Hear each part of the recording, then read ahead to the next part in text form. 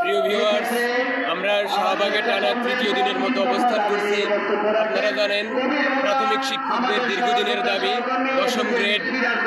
আমি একটা যুক্তি দিই, উপসহকারী কৃষি কর্মকর্তা, ওরা 10 বছরের এসএসসি, 4 বছরের ডিপ্লোমা নিয়ে 10ম গ্রেড যদি পেতে পারে, আমরা 10 বছরের এসএসসি, 2 বছরের এসএসসি, 4 বছরের অনার্স, কেউ 1 বছরের মাস্টার্স করেছেন, 16 বছরের 17 বছরের সার্টিফিকেট নিয়ে কেন 10ম গ্রেড পাবো না?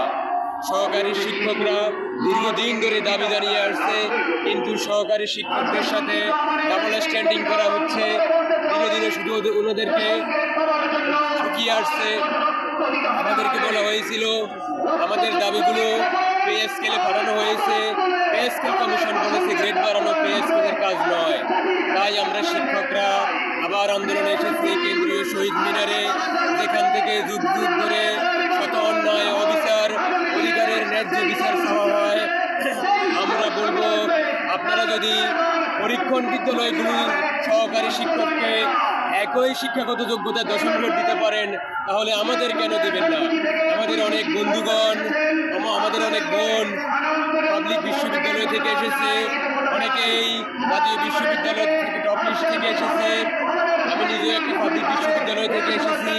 অনেকেই অনেক ভালো ভালো চাকরি ছেড়ে শুধু সম্মানের জন্য, শুধু কোনো মতে বাঁচার জন্য, ন্যূনতম একটা বেতন পাওয়ার জন্য প্রাথমিক বিদ্যালয়ে এসেছে। কিন্তু দুঃখজনক, আমাদের 6 সদস্য বিশিষ্ট একটা পরিবার চালানোর যে খরচ, ন্যূনতম 40,000 টাকা খরচ হয়, আমাদের মাত্র দেওয়া হচ্ছে 17,153 টাকা, যেটা খুবই নিন্দনীয় একটা ব্যাপার।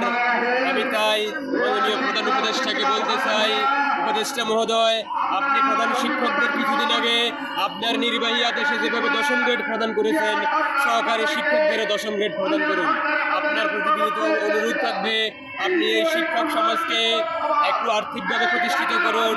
সমাজে, রাষ্ট্রে যদি শিক্ষকদের মাথা নিচু করে চলতে হয়, যদি হাসপাতালে যে ওনাদের কষ্ট পেতে হয়, যদি ভালোভাবে বেঁচে না থাকতে পারে, শিক্ষকের মেরুদণ্ড যদি সোজা না হয়, তাহলে এই জাতি কিভাবে উন্নত হবে বলেন? একটা সভ্য রাষ্ট্র, একটা উন্নত রাষ্ট্র, আপনি পৃথিবীর অন্যান্য রাষ্ট্র দেখুন, জাতিসংঘের 193টা সদস্য রাষ্ট্রের দিকে দেখুন, তারা কিভাবে বেতন দিচ্ছে। বাংলাদেশে সবচেয়ে বেতন কম। আপনি যদি সেটা ডলারে কনভার্ট করেন, সাউথ এশিয়ার মধ্যে বাংলাদেশে সর্বনিম্ন ডলার দেওয়া হয় এই শিক্ষকদের। এই বৈষম্য আমরা মানি না, খুবই দুঃখজনক। আমরা শান্তিপূর্ণ আন্দোলন করেছিলাম, আমাদের সেই আন্দোলনে পুলিশ নির্লজ্জভাবে ব্যাহের মতো আমার ভাইদের, বোনদের রক্তাক্ত করেছে। এর প্রতিবাদে আমাদের টানা আন্দোলন চলবে। আমরা প্রজ্ঞাপন ছাড়া এখান থেকে যাব না। 10ম গ্রেডের প্রজ্ঞাপন আদায় করেই ছাড়বে ইনশাল্লাহ। আমার ভাই বোন যারা স্কুলে আছেন, ওনাদের প্রতি বিনীত অনুরোধ, কেন্দ্র যে নির্দেশনা দেয়, কেন্দ্রের নির্দেশনা অনুযায়ী আপনারা কর্মসূচি পালন করুন। ধন্যবাদ সবাইকে।